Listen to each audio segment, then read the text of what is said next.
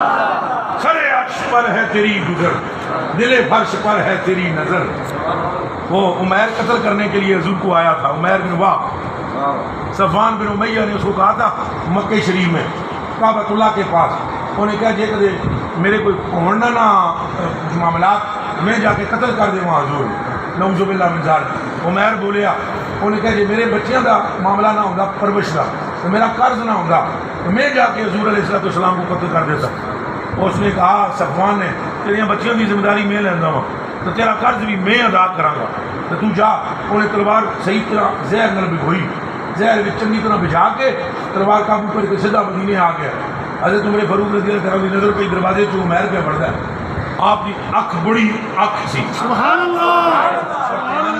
مطلب یہ نہیں کہ سرکار دی اکھ نہیں، سرکار دیاں نعمتاں وچوں ایک نعمت کا نام عمر فاروق ہے۔ سبحان اللہ۔ حضرت عمر فاروق رضی اللہ تعالیٰ عنہ نے ایسے کر کے دیکھا، فرمایا صحابیوں تیار ہو جاؤ، دھیان رکھنا بے ایمان آیا جی، لگتا ہے میرے نیت بھی ٹھیک نہیں۔ آپ نے فرمایا عمر چپ کریں بے آنا۔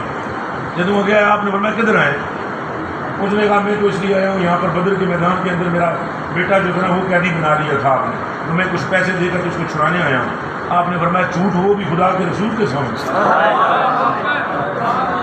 جھوٹ ہو بھی خدا کے رسول سے۔ آپ نے فرمایا تو وہ جڑا زہر بھی پورا مہینہ تلوار سیڑ کے رکھی، وہ صفوان جڑی صفوان نے تیرے گل کی تھی کہ تیرے بچیاں دی پرورش میں کراں گا تو تیرا قرض بھی میں ادا کر، اتنی گل کرن دی دیر سی ٹکیا پیراں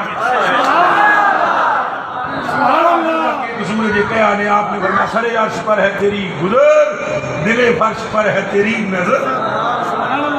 ملکوت و ملک میں کوئی شے نہیں وہ جو تجھ پہ عیان ہے۔